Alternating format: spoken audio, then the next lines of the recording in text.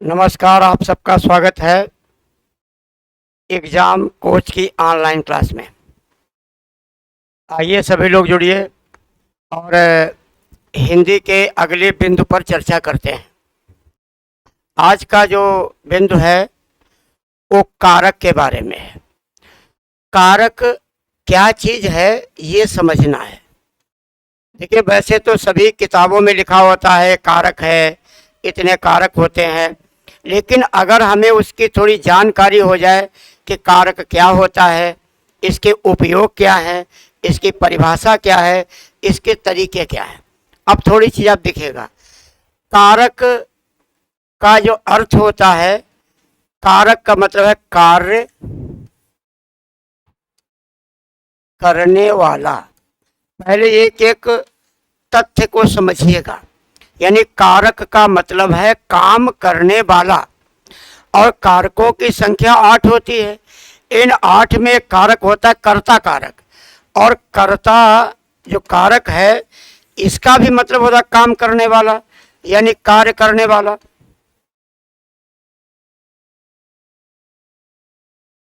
आप ध्यान दीजिएगा, यानी कारक का मतलब है कार्य करने वाला। थोड़ी और मैं इसको स्पष्ट कर देता हूँ। जैसे एक आप शब्द देखते हो कार सेवा, एक शब्द आता है कार सेवा, यानी सेवा भाव से काम करना, यानी कार का मतलब होगा काम करना। एक और शब्द आता है बेकार, इसमें बे उपसर्ग है, शब्द है बेकार, यानी काम नहीं है। तो इस प्रकार ये बात स्पष्ट हो जाती है कि कार माने होता कार्य। तो शब्द क्या बनेगा, कार प्लस क, शब्द क्या बना, कारक, यानी काम करने वाला। अब कारक का मतलब है काम करने वाला, और कर्ता का भी मतलब है काम करने वाला। तो ऐसा क्यों है, ये दोनों काम करने वाले, इसलिए इन दोनों को समझना बहुत जरूरी होता है। कारक क्या होता है, कारक होता है पदों को आपस में जोड़कर क्रिया से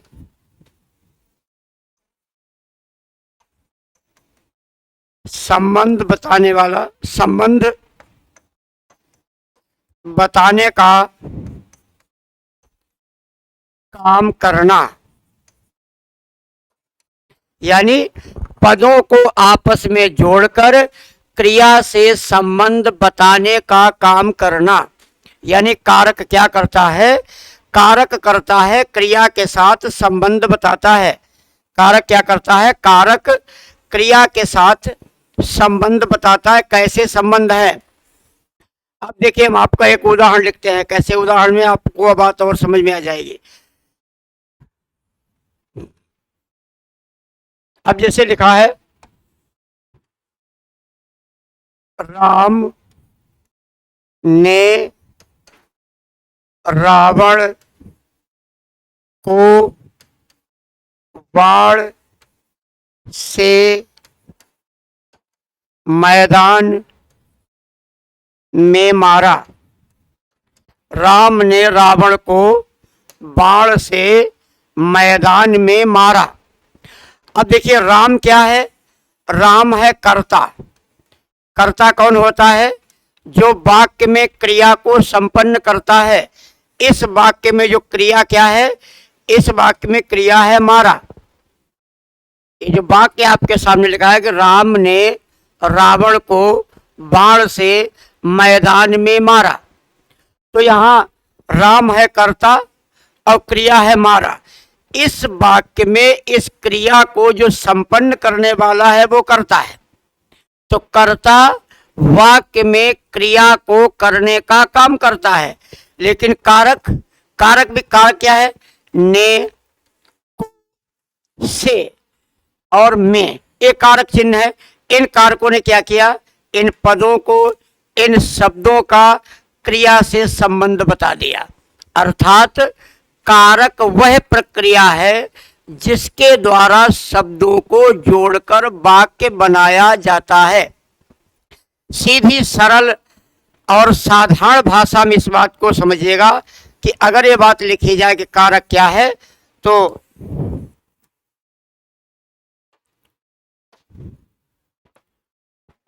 शब्दों को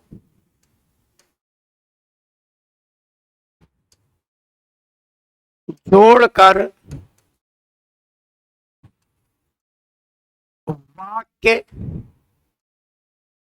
का रूप देना, यानी शब्दों को आपस में जोड़कर जो उन्हें वाक्य बनाता है वो कारक है। कारक का मुख्य काम है कि शब्दों को जोड़कर वाक्य बनाया जाए। थोड़ा अगर पीछे चलते हैं तो जो इस व्याकरण पर चर्चा चल रही है, तो आपको बताया था व्याकरण के 3 भाग है। व्याकरण का पहला भाग है वर्ण विचार,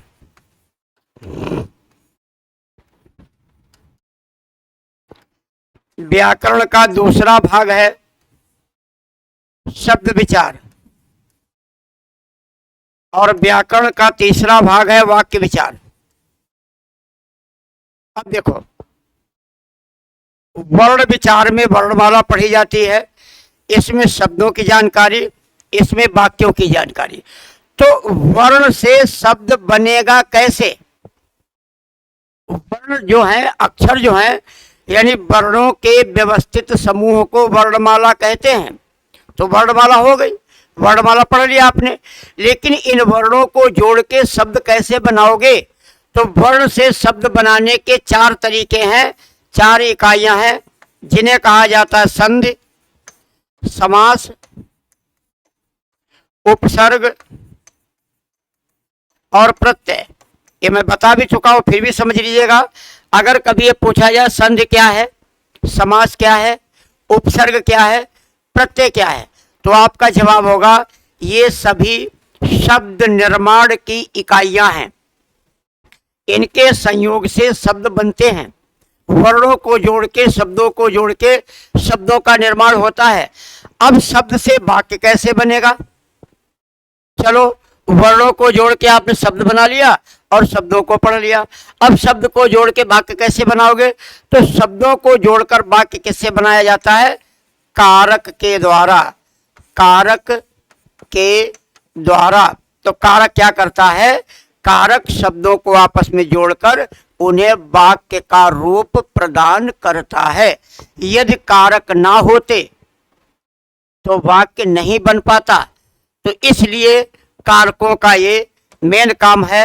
अब आगे देखो, जैसे लिखा हमने राम, रावण, वाण, मैदान, मारा।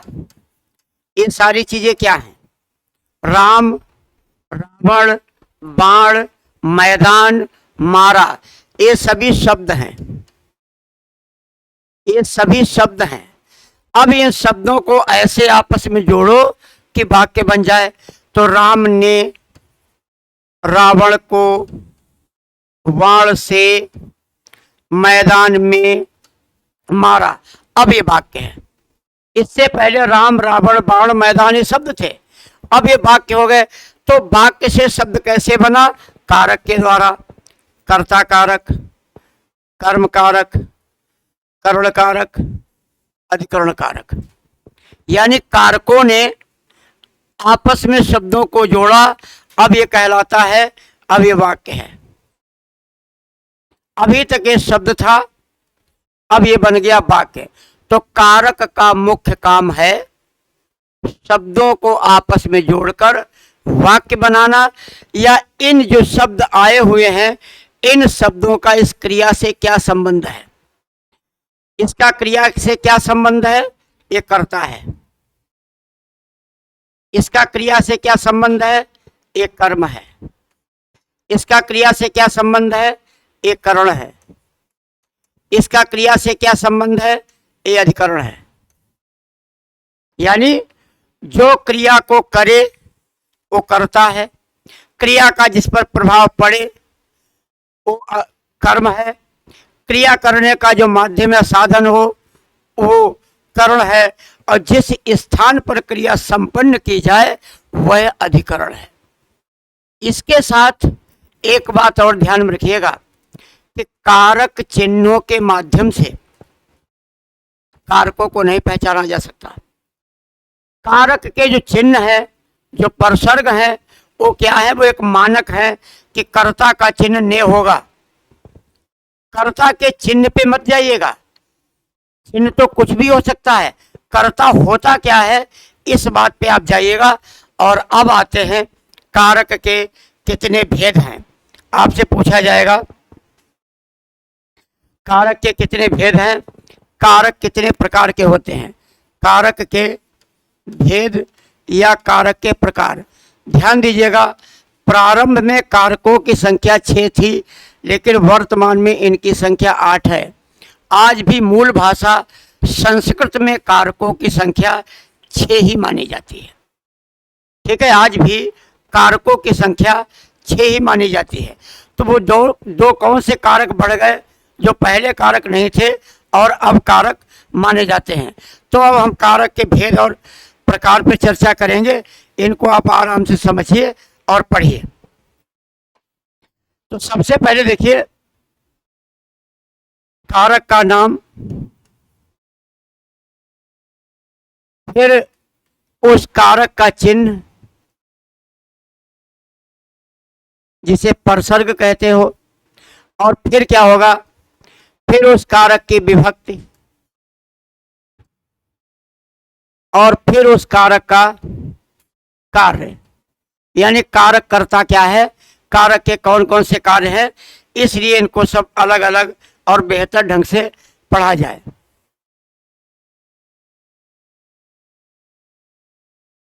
पहला कारक है वो कर्ता कारक है। कर्ता का चिन्ह है ने, और कहीं कहीं पर इसका प्रयोग नहीं होगा तो शून्य है। विभक्ति कौन सी है? प्रथमा। काम क्या है? क्रिया को संपन्न करने वाला, ये याद रखना है। कारक है कर्ता, विभक्ति है ने या शून्य, विभक्ति है प्रथमा, और होता क्या है? क्रिया को संपन्न करने वाला। इसके बाद आता है कर्म,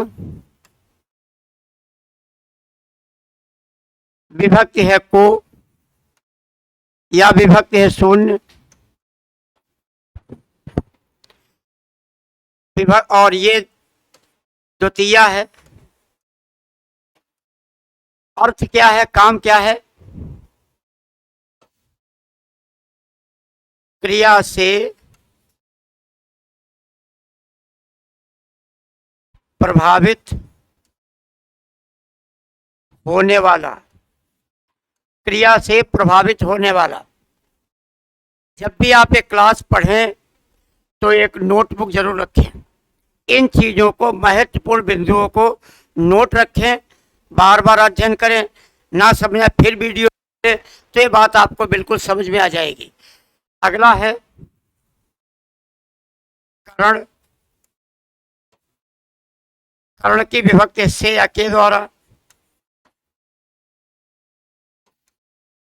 ये विभक्ति है तृतीया। और ये होता क्या है? क्रिया का साधन।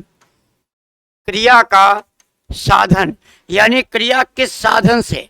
जैसे रोहन कलम से लिखता है, तो कलम क्या है? साधन है। राजू साइकिल से जाता है, जाना तो क्रिया है, जा राजू रहा है, साइकिल क्या है? साधन है।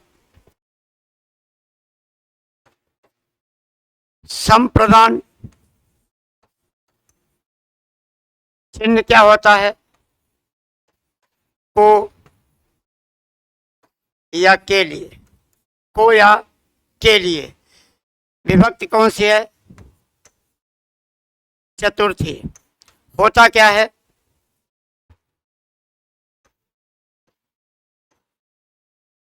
जिसके लिए क्रिया की जाए। यानी जब कर्ता कोई काम अपने लिए नहीं करता है, किसी और के लिए करता है। जैसे आपने कहा बच्चों के लिए मिठाई लाओ, तो कार्य क्या है? मिठाई लाना। अब किसके लिए? बच्चों के लिए।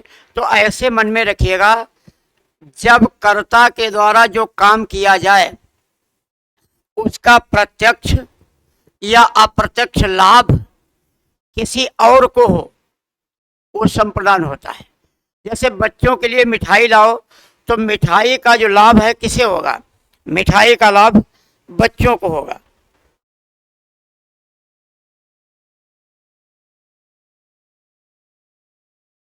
यानी मिठाई से किसको फायदा होगा? मिठाई से फायदा बच्चों को होगा। जैसे कि कहा रामू के लिए पुस्तक लाओ, तो पुस्तक का फायदा किसे हो रहा है? रामू को हो रहा है। फिर आता है अपादान।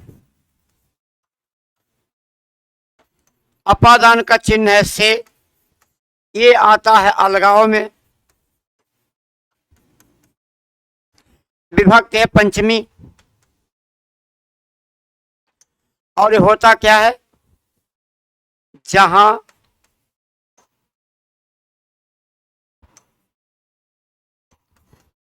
अलगाव दिखाया जाए।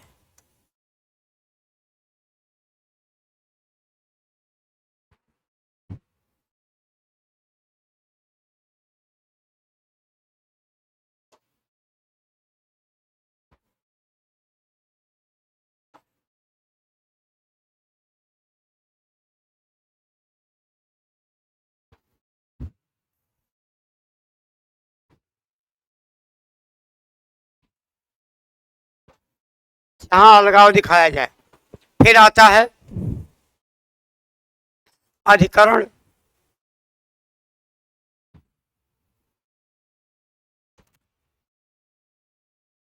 संबंध कारक।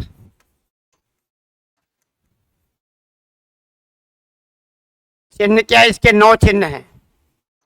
का, की, के, रा, री, रे, ना, नी, ने।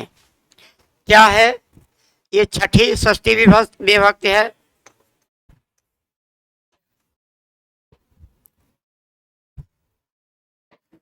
एक पद का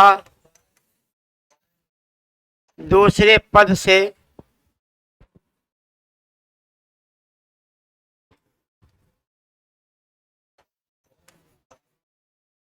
संबंध। फिर आता है आपका अधिकरण। अधिकरण। अधिकरण का चिन्ह क्या है? में और पर। होता का ये सप्तमी विभक्ति है। क्रिया का समय, स्थान और अवसर। क्रिया का समय, स्थान और अवसर का बोध होता है। और लास्ट में संबोधन। संबोधन क्या होता है? हे, अरे, रे,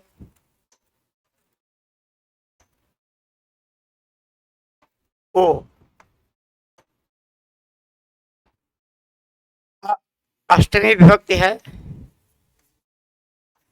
होता क्या है? किसी को बुलाना या संबोधित करना। किसी को बुलाना या संबोधित करना। अब आपको क्या देखना है कि 8 विभक्तियां दी गई, सब कारक दिए गए। ध्यान दीजिएगा, कभी इनसे कारकों की पहचान नहीं की जा सकती। ये सिर्फ मानक हैं। पहचान कहाँ से होती है कारकों की? यहां से पहचान होती है। क्रिया को संपन्न करने वाला कौन होता है? कर्ता कारक। क्रिया से प्रभावित कौन होता है? कर्म कारक। क्रिया का साधन या उपकरण क्या है? वो कर्ण कारक। जिसके लिए क्रिया की जाए वो क्या है? संप्रदान है। जहां अलगाव दिखाया जाए वो क्या है? वो अपादान है। जहां एक पद का दूसरे संबंध हो वो संबंध है। जहां क्रिया का समय अवसर दिखाया जाए वो अधिकरण है। और किसी को बुलाया संबोधित किया जाए वो संबोधन है। तो ध्यान दीजिएगा, संबंध और संबोधन ये कारक नहीं है। बस यही एक चीज है जो आपको ध्यान रखना है। क्या है कि प्रारंभ में संबंध कारक और संबोधन कारक कारक नहीं थे, लेकिन वाक्यों में इनका प्रयोग कारकों के समान ही था। अतः आगे चल के इन्हें कारक कहा गया। ये बहुत ध्यान समझिएगा। एनसीईआरटी में, सीबीएसई बोर्ड की बुक्स में 6 ही कारक दिखाए गए, संस्कृत में 6 ही कारक दिखाए गए, लेकिन हिंदी में अब भी 8 हैं। तो फिर से ध्यान दीजिएगा, संबंध और संबोधन कारक नहीं है, परंतु वाक्य में इनका प्रयोग कारकों के समान ही होने के कारण इन्हें कारक माना जाता है। कई बार कुछ उदाहरण दो, क्या आप कहते हो कि ये मेरा भाई तो नहीं है लेकिन भाई से बढ़कर है? ये क्यों नहीं? क्रिया से संबंध नहीं बताता। तो हमारे यहाँ क्या होता है? अतिथि देवो भव, अतिथि का सम्मान कुछ ज्यादा किया जाता है। ये दो कारक नहीं है, फिर भी कारक माने गए। इनको सम्मान सबसे ज्यादा दिया गया। संबंध कारक की 9 विभक्तियां हैं, किसी भी कारक की 9 विभक्ति नहीं है। तो ये मेरा भाई तो नहीं है लेकिन इसको भाई माना, सबसे ज्यादा सम्मान दिया। संबोधन कारक, इसको खोपड़ी बैठाया गया।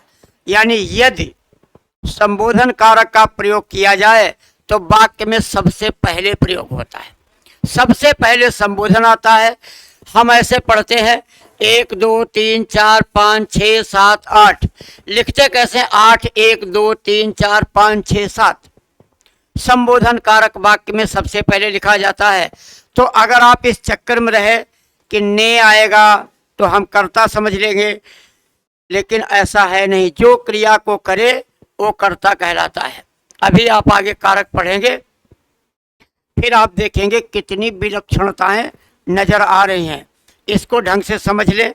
इसका अपना स्क्रीनशॉट ले सकते हैं और कहीं नोटबुक पर आप इसे नोट भी कर सकते हैं।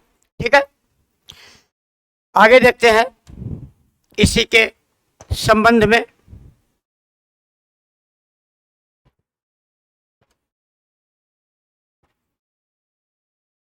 आचार्य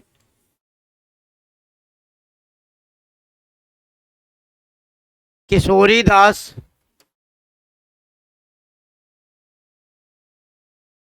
वाजपेयी ने संबंध और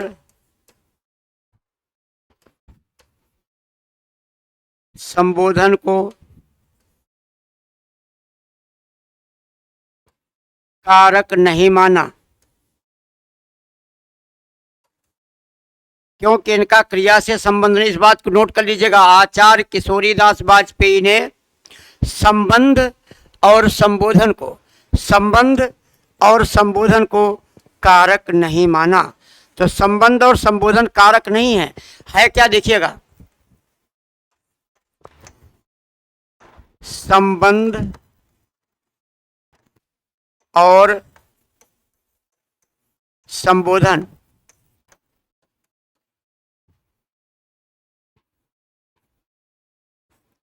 कारक नहीं है, परंतु वाक्यों में इनका प्रयोग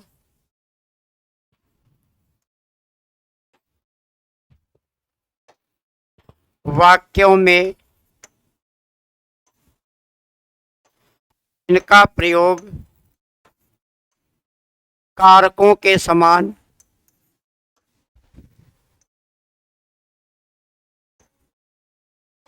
होने के कारण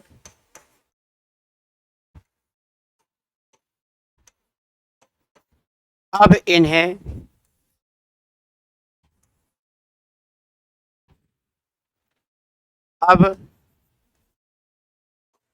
इन्हें कारक माना जाता है। अब इन्हें कारक माना जाता है। इस चीज को आप नोट कर लीजिएगा ताकि ये बात आप ना भूलें। यानी संबंध और संबोधन कारक नहीं है, तो वाक्यों में इनका प्रयोग कारकों के समान होने के कारण अब इन्हें कारक कहा जाता है। अगर पूछा, ये तो पहली बात प्रश्न नहीं आएगा कारक कितने हैं। मान लो प्रश्न है कारक कितने हैं, आप कहोगे 8। पूछेगा मूल रूप से या मूल भाषा में कारक कितने हैं, तो आप कहोगे 6। ये ध्यान दीजिएगा।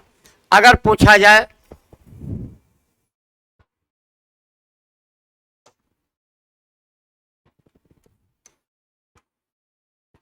कारक कितने हैं, तो आपका जवाब होगा 8। Question change.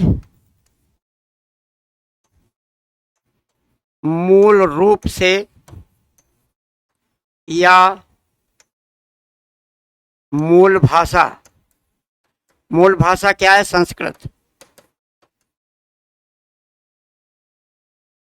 मूल भाषा संस्कृत में कारक कितने हैं, तो आपका जवाब होगा 6। ठीक है, आपका जवाब होगा 6। क्या ध्यान रखना है कि एग्जाम में प्रश्न का जवाब किस प्रकार से दिया जाना चाहिए। रटी रटाई चीज पे विश्वास नहीं करना चाहिए। किसी भी टॉपिक को, यहाँ तक कि कोई भी सब्जेक्ट हो, कोई भी विषय हो, जब हम उसको समझ लेते हैं तो रटना नहीं पड़ता। कारक क्यों 6 हैं, क्यों 8 हैं, इनको क्यों नहीं माना गया संबोधन, वो कारक क्यों नहीं माना गया, बाद में क्यों जोड़ा गया, ये सारी चीज़ों पर ध्यान रखिएगा। इनके कारक न मानने के पीछे कारण ये है कि इनका क्रिया से संबंध नहीं है। जैसे कहा गया राम श्याम का भाई है, जैसे आया कि राम श्याम का भाई है। अब यह जो है का शब्द है, ये संबंध कारक है, लेकिन इस वाक्य में कोई क्रिया नहीं है। क्रिया होनी चाहिए। अब जैसे कहा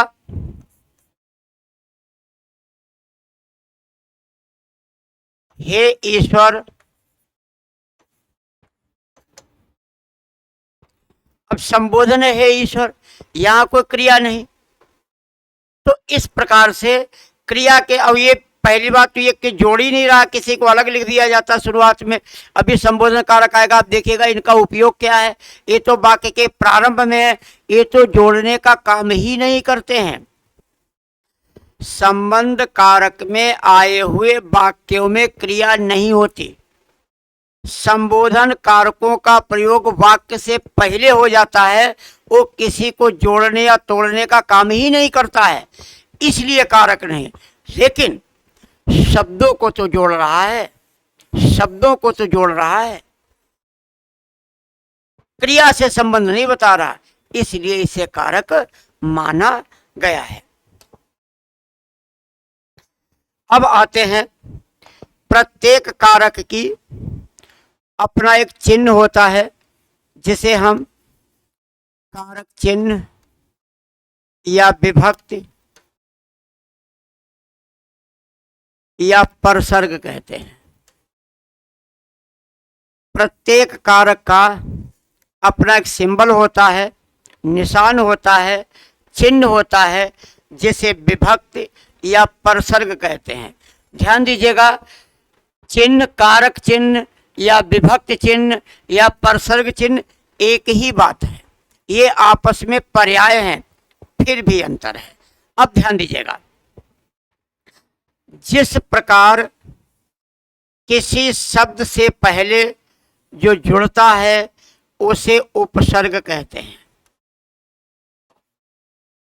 जो शब्द से पहले जुड़ता है उसे उपसर्ग कहते हैं, और ये शब्द के बाद जुड़ता है शायद इसीलिए इसे परसर्ग कहा गया। शब्द के बाद प्रत्यय भी जुड़ते हैं। ऐसा माना गया कि विभक्त चिन्ह शब्द के बाद लगता है, उपसर्ग शब्द से पहले लगता है। अब जैसे हमने लिखा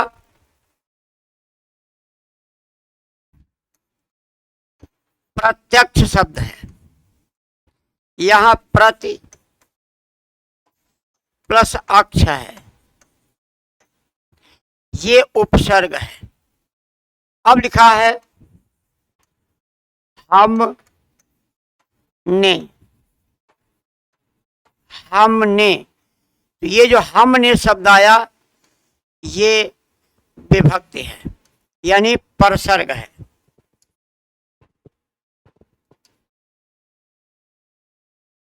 अब देखो यहां ने शब्द के बाद जुड़ा है, तो ऐसा माना जाता है कि उपसर्ग का शब्द से पहले जुड़ता है और कारक शब्द के बाद में जुड़ता है, इसलिए इसे विभक्त या उपसर्ग भी, विभक्त चिन्ह या परसर्ग भी कहा जाता है। परिभाषा में इसकी आपको लिख देते हैं।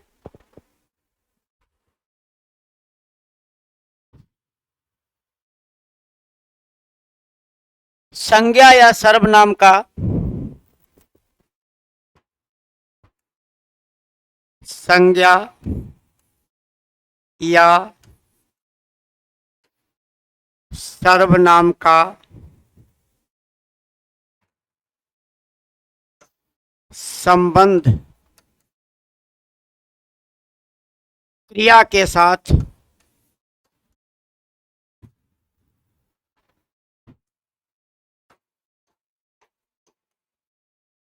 बताने वाले संकेतों को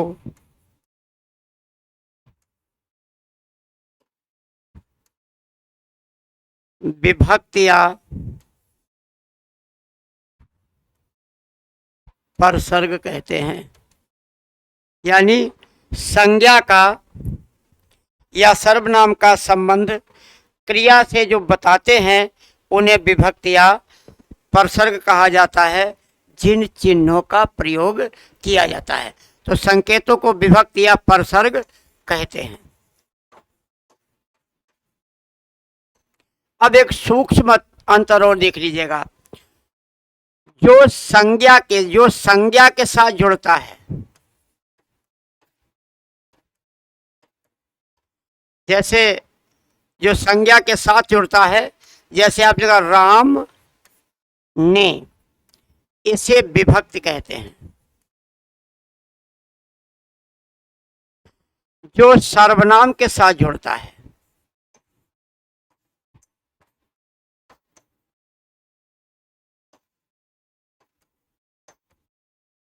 इसे परसर्ग कहते हैं। हमने, ये परसर्ग है। एक ही बातें हैं, बस सूक्ष्म अंतर है। यही अंतर हम आपको बताने की कोशिश कर रहे हैं। देखिएगा, यहाँ पर राम ने, जो ने है ये कर्ता कारक का चिन्ह है, कर्ता कारक का सिंबल है, लेकिन वो राम से अलग है थोड़ा। यहाँ पर जो ने है, ने भी कर्ता कारक का चिन्ह है, लेकिन यहाँ पर ने हम के साथ जुड़ा हुआ है। तो शब्द के साथ जब जुड़ा हो तो परसर्ग और अलग लिखा हो तो विभक्ति कहलाता है। बस इतना सा फर्क है, बाकी दोनों एक ही बातें हैं। अब हम आपको एक एक करके इन सभी के बारे में विस्तार से जानकारी देते हैं। सबसे पहले है कर्ता कारक। सबसे पहला कारक आता है कर्ता कारक है। परिभाषा और इसका जो चिन्ह है वो ने है। परिभाषा इसकी, वाक्य में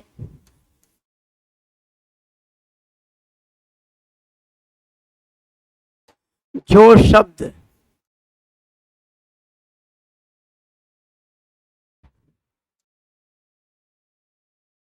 क्रिया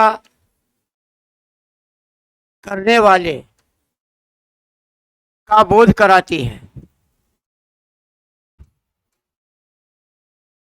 वाक्य में जो शब्द क्रिया करने वाले का बोध कराते हैं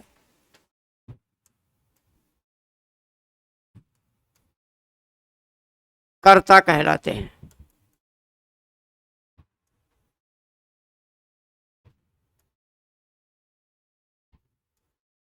अपने आप भी समझ लेते हैं। यानी वाक्य में जो क्रिया को संपन्न करता है उसे कर्ता कहा जाता है। एक नोट लिखिएगा,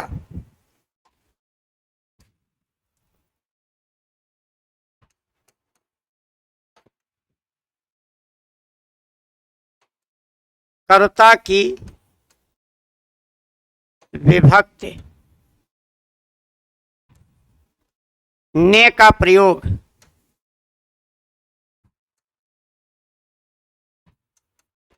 केवल भूतकाल के वाक्यों में होता है।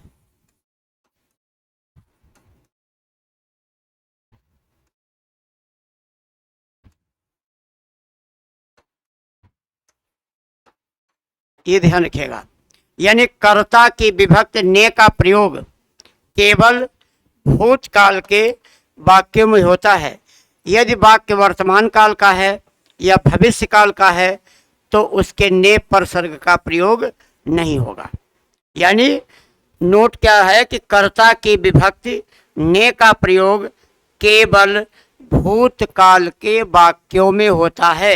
यदि वाक्य भूतकाल का नहीं है तो इनका प्रयोग नहीं होगा। उदाहरण देखिए,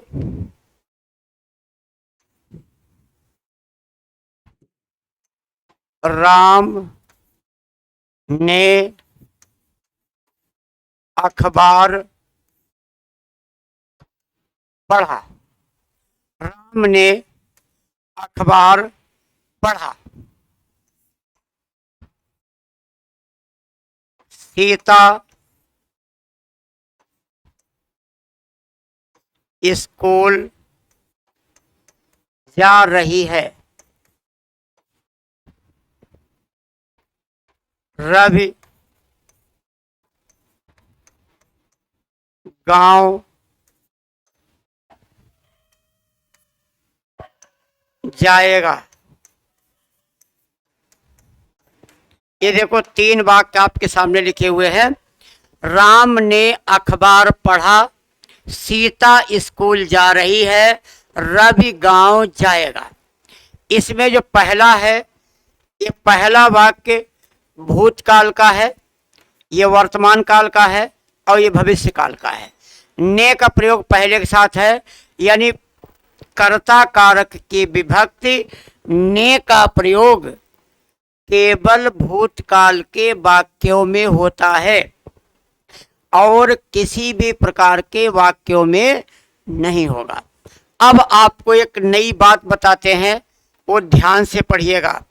कहा जाता है एक तीर से तीन शिकार। टॉपिक तो हमारा केवल चल रहा है कारक। इस कारक के टॉपिक में ही कैसे हम तीन प्रश्नों को उत्तर देंगे या तीन टॉपिक्स का उत्तर देंगे, इसको बड़ा ध्यान से पढ़िएगा।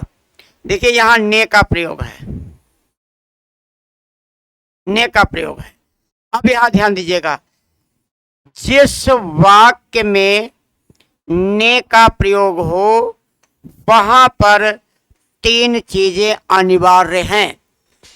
इसे ध्यान समझ लीजिएगा, जिस वाक्य में ने पर सर्ग का प्रयोग हो वहां पर तीन चीजें जरूर होंगी बिना किसी भ्रम के। जैसे अगर ने का प्रयोग है तो सबसे पहले ध्यान दीजिएगा, वाक्य सदैव भूतकाल का होगा। वाक्य सदैव भूतकाल का होगा। कभी परीक्षा में आ जाए इसमें से कौन सा वाक्य भूतकाल का है, और आपने देखा आगे लिखा राम ने, अब आगे उसके नहीं पढ़ना है, सीधे लिख दो भूतकाल। अगर ने आया तो आगे पढ़ना ही नहीं है। आगे देखेंगे, क्रिया सदैव सकर्मक होगी। क्रिया सदैव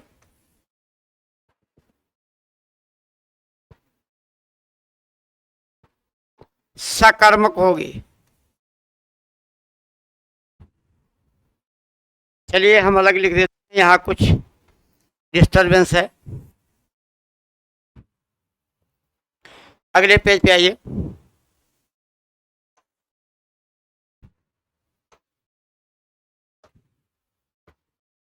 यहाँ ऐसे लिख भी लीजिएगा, यदि कर्ता के साथ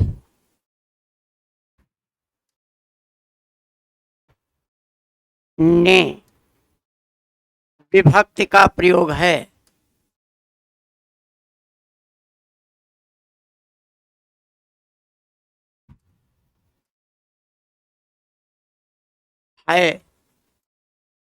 यदि कर्ता के साथ ने विभक्ति का प्रयोग है तो क्या आगे क्या, यदि कर्ता के साथ ने विभक्ति का प्रयोग है। अब आप देखिए एक तीर से कैसे तीन शिकार करते हो। एक वाक्य में लिख लो, राम ने रावण को मारा। अब यहां ध्यान दीजिएगा, यदि कर्ता के साथ ने परसर्ग का प्रयोग किया गया है तो क्या तीन अनिवार्य हैं, वो देखिएगा। पहला, वाक्य सदैव भूतकाल का होगा।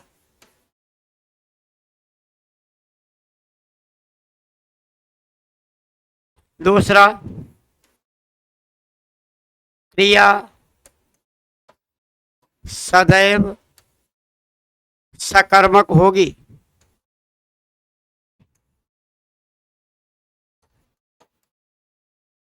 तीसरा, वह कर्तृवाच्य होगा।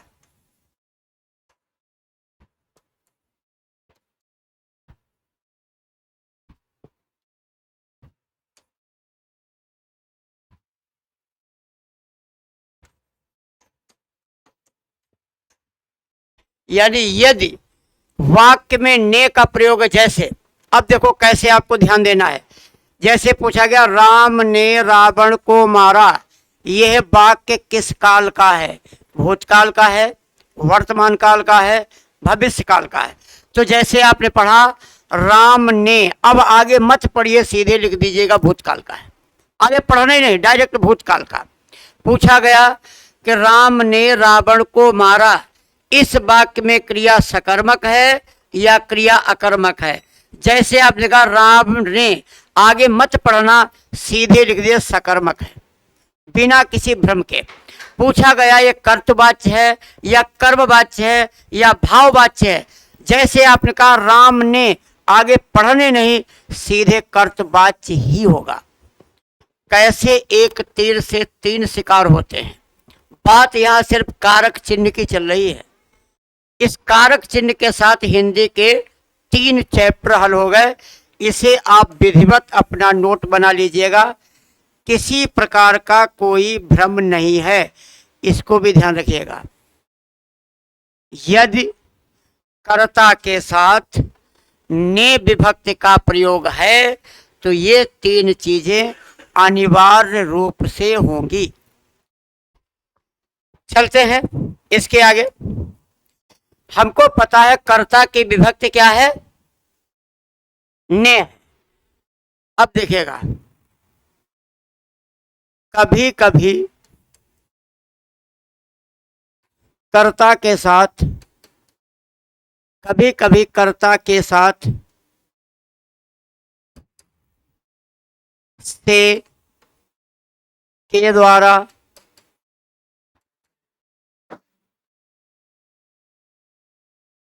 विभक्ति का प्रयोग होता है।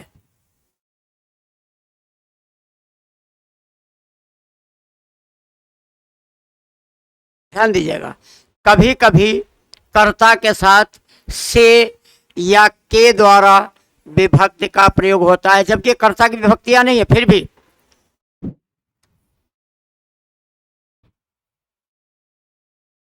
राम से चुप नहीं बैठा जाता। राम से चुप नहीं बैठा जाता। राजू के द्वारा पत्र पढ़ा गया। राजू के द्वारा पत्र पढ़ा गया। अब देखो बेटा, यहां चिन्ह तो आया से, ये से विभक्ति है, एक कर्ता कारक की विभक्ति नहीं है। से के द्वारा कर्ण कारक की विभक्ति है। के द्वारा किसकी विभक्ति है? ये दोनों ही विभक्तियां किसकी है? कर्ण कारक की हैं। लेकिन ये जो राम शब्द है, राजू शब्द है, ये दोनों क्या हैं? ये कर्ता हैं। क्योंकि राजू के द्वारा पत्र पढ़ा गया, पढ़ने का काम किया गया। इस पढ़ने का काम किया किसने? राजू ने किया। इस विभक्ति से क्या मतलब है? सिर्फ ध्यान रखिएगा, यदि किसी वाक्य में क्रिया है, किसी वाक्य में काम हुआ है, तो किया किसने? जिसने किया वो करता है। विभक्ति कोई भी लगी हो से मतलब नहीं है। आगे देखिए और आपको दिखाते हैं। कभी कभी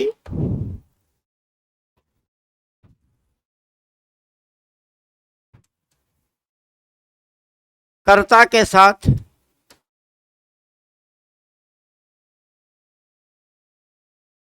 को विभक्ति का भी प्रयोग होता है।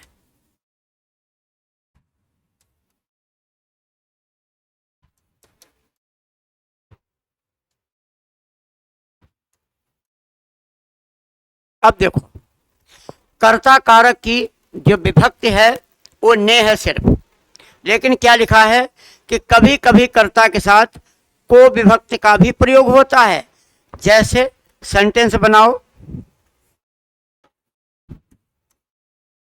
रोहन को गांव जाना है। रोहन को गांव जाना है।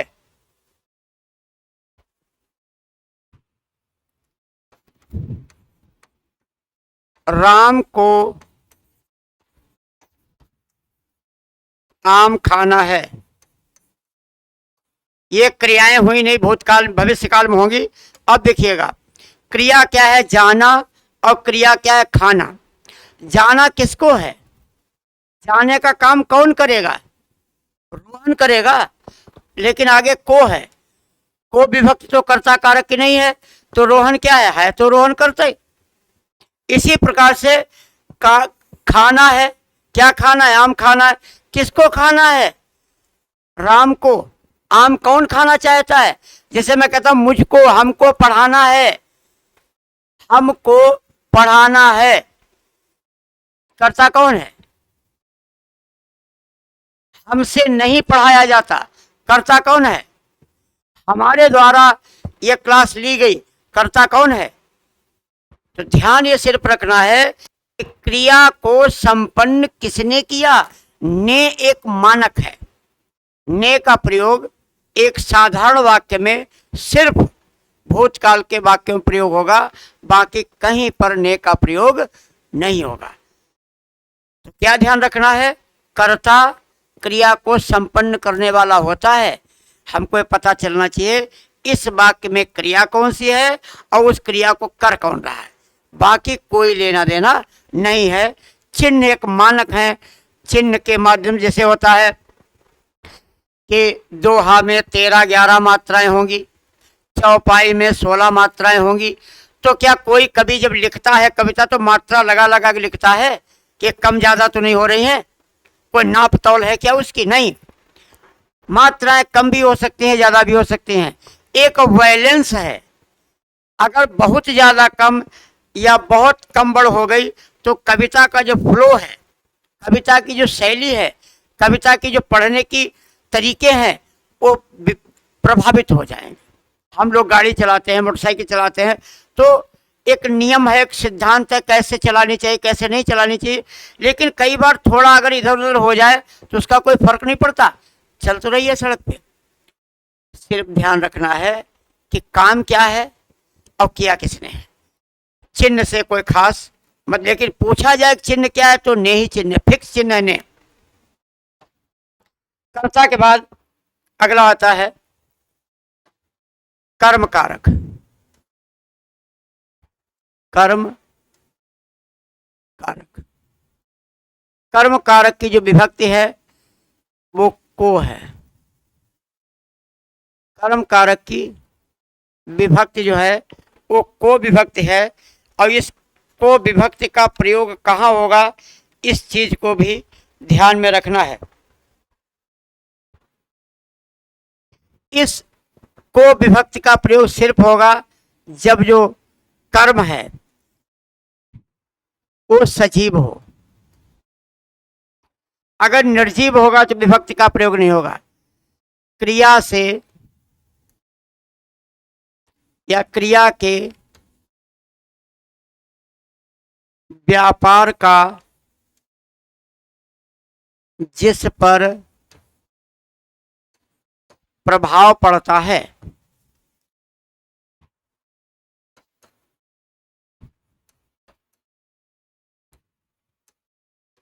उसे कर्म कहते हैं। यानी क्रिया का जो कर्ता ने जो काम किया उस काम का प्रभाव किसके ऊपर पड़ गया, तो कर्ता के द्वारा किए गए कार्य का प्रभाव जिसके ऊपर पड़े वो कर्म कहलाता है। ठीक है। और इसकी विभक्ति को है। इस को विभक्ति का प्रयोग तब करेंगे जब कर्म सजीव होगा। यदि कर्म निर्जीव होगा तो को विभक्ति का प्रयोग नहीं होगा। अब देखिए इसके उदाहरण कैसे हैं।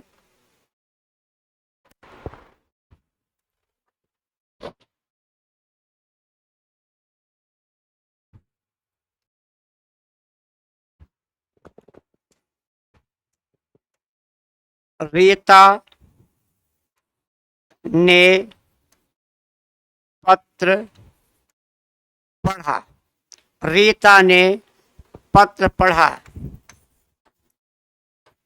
राजू ने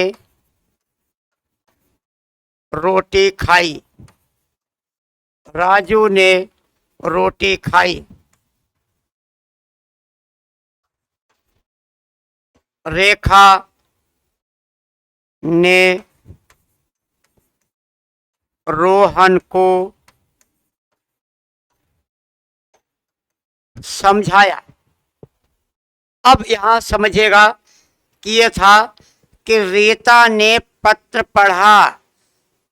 पढ़ा जो है वो क्रिया है और पत्र जो है कर्म है। रोटी कर्म है, रोहन कर्म है। रोहन सजीव है इसलिए को का प्रयोग हुआ है। पत्र और रोटी निर्जीव है इसलिए को विभक्ति का प्रयोग नहीं हुआ है। कर्ता कारक की को विभक्ति का प्रयोग तभी होगा जब कर्म सजीव है। यदि कर्म निर्जीव है तो इस विभक्ति का प्रयोग नहीं किया जा सकता है। अब देखिए आगे देखते हैं। कभी कभी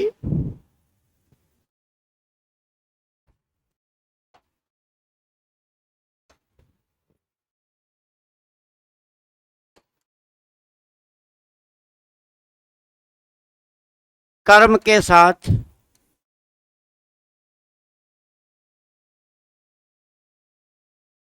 से विभक्ति का प्रयोग होता है।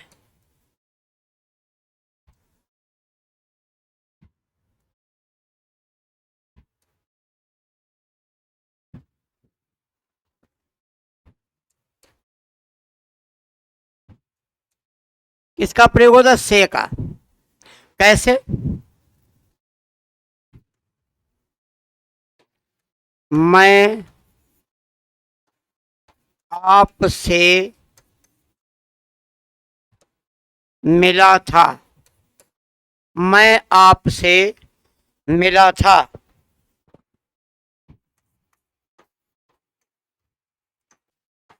रोहन ने राजू से कहा। मैं आपसे मिला था, रोहन ने राजू से कहा। अब देखिए क्रिया क्या है? मिलना। कर्ता कौन है? मैं। किससे मिले हो? चिन्ह क्या है? ये कर्म है, लेकिन चिन्ह से है। क्रिया क्या है? कहना। इस क्रिया को करेगा कौन? कर्ता कौन है? रोहन। रोहन ने क्या किया? रोहन ने कहा। किससे कहा? राजू से कहा। राजू क्या है? कर्म। आगे चिन्ह है से। कुल मिलाकर के हम इस निष्कर्ष पर पहुंचना चाहते हैं कि कारकों की पहचान उनके कार्यों से होगी, ना कि उनके चिन्हों से। चिन्ह एक मानक है जो आमतौर से, जैसे कोई कहे चौपाई में कै मात्रा है तो 16 बताना है, कोई कहे कर्म कारक का चिन्ह का है तो को ही बताना है। लेकिन वाक्य में पूछ दे यहाँ कर्म कौन है, पूछा जाए मैं आपसे मिला था, इस वाक्य में कर्म कौन है? या ये वाक्य सकर्मक क्रिया अकर्मक है सकर्मक है? मैं आपसे मिला था ये क्रिया सकर्मक है या अकर्मक है?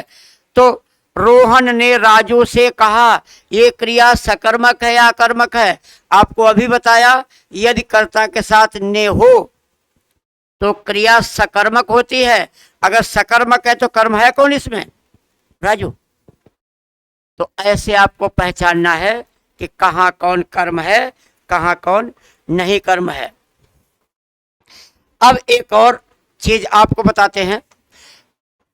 अभी हमने कहा था कि जो कर्म कारक की जो विभक्ति है वो सजीव कर्म के साथ प्रयोग होगी, निर्जीव कर्म के साथ प्रयोग नहीं होगी। लेकिन अगर कर्ता कर्म पर विशेष जोर दे तो निर्जीव के भी साथ विभक्ति का प्रयोग हो जाता है। यानी कर्ता कारक कर्म कारक की विभक्ति का प्रयोग सदैव सजीव कर्म के साथ होता है। अगर कर्म निर्जीव है, कर्म कोई वस्तु है, तो उसके साथ विभक्ति का प्रयोग नहीं होगा। लेकिन अगर कर्ता कर्म पर ज्यादा जोर दे, कर्म को सप्रयत्न कर दे, तो निर्जीव के साथ भी विभक्ति का प्रयोग हो जाता है। जैसे अगर लिखा गया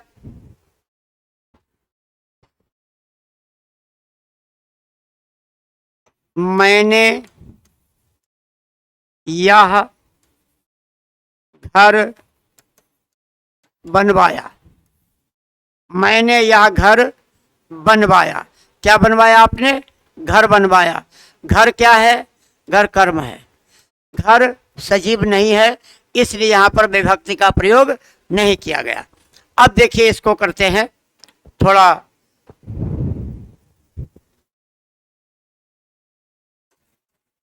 मैंने ही इस घर को बनवाया। मैंने यह घर बनवाया, पहले सब सेंटेंस था कि मैंने यह घर बनवाया, एक सामान्य वाक्य था, एक अप्रयत्न कर्म है।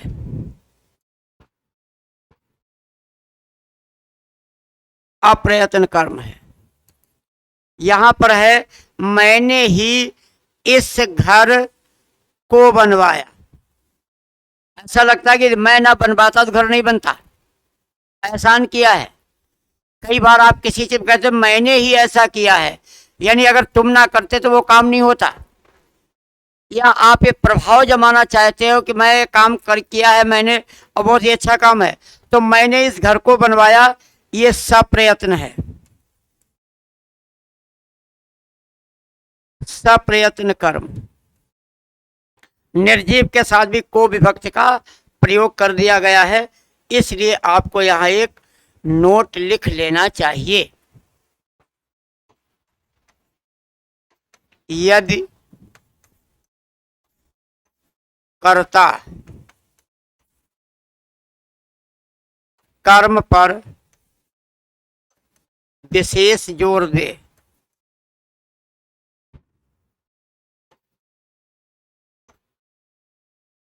तो निर्जीव कर्म के साथ भी को विभक्ति का प्रयोग होता है। तो यदि कर्ता कर्म पर विशेष जोर दे तो क्या हो जाएगा, इसको हाईलाइट करके लिख लीजिएगा। यदि कर्ता कर्म पर विशेष जोर दे तो निर्जीव कर्म के साथ भी को विभक्ति का प्रयोग हो जाता है। तो कुल मिलाकर के हमें इस निष्कर्ष पर पहुंचना है। अभी तो बहुत से कारक बचे हैं, कई और कारक आपको बताने हैं, 6 और बताने हैं। तो लेकिन है कि हम इस निष्कर्ष पर पहुंचे हैं कि प्रत्येक कारक का एक अपना निश्चित चिन्ह होता है। उस चिन्ह से ही उस कारक की सामान्य पहचान होती है। लेकिन मुख्य पहचान क्या है, उसके द्वारा किए गए कार्य से। ठीक है, यानी प्रत्येक कारक का एक अपना निश्चित चिन्ह होता है जिसके द्वारा उसकी पहचान बनती है। लेकिन मुख्य रूप से पहचानने का तरीका क्या है कि उसका प्रयोग क्या है, उसका यूज क्या है, वो इस्तेमाल कैसे किया गया है, ये देखना है। हिंदी एक भाषा है, भाषा के अपने चमत्कार हैं, भाषा के अपने प्रयोग हैं और भाषा के अपने तरीके हैं। तो आज की क्लास को यहीं पर विश्राम देंगे। मैंने 2 कारक आपको आज बताए हैं, इनको एक बार फिर से देख लीजिएगा। कहीं कोई भ्रम की स्थिति हो तो आप कमेंट बॉक्स में अपने कमेंट्स लिख सकते हैं। अगली क्लास में आपकी समस्या का समाधान अवश्य किया जाएगा। नमस्कार, जय हिंद।